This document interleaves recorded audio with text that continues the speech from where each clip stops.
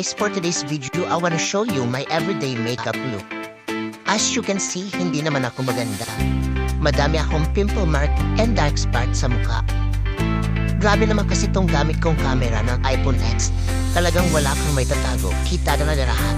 To hide my imperfection, I use LA Pro Concealer. Natatakpan niya kasi lahat ng bakas ng lipas ng kahapon. Charot! Blend lang ng blend hanggang magmukha kang kamatis dahil sa pula. Next, I use Careline BB Cream in the shade Natural.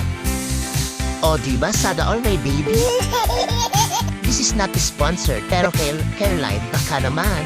O, suki niya naman ako. I use foundation brush to blend. Pero pwede mo rin siya i-finger. I estay finger. Ano ba yan? Nabubulak. Finger mo lang ang gamitin mo. Mas okay pa.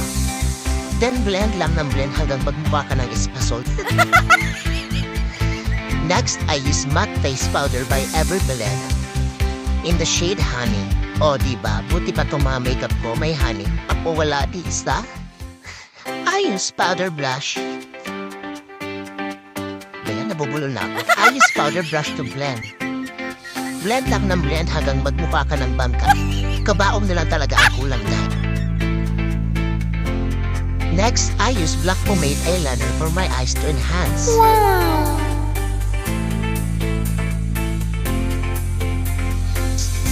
Naglagay lang ako ng konti. Blend mo lang hanggang magmukha kang addict. Charot. Next, nag-brush na ako ng very light. Ikaw, depende sa'yo kung gaano kakapal. Yung mukha ka ng sinapak sa pula ng arms. Next ay nag-apply na ako ng matte lipstick. Red is my favorite, yung pulang-pula para plakada.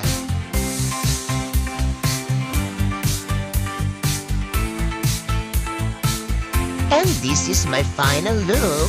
I hope you like it. Don't forget to like, share, and subscribe. Salamat!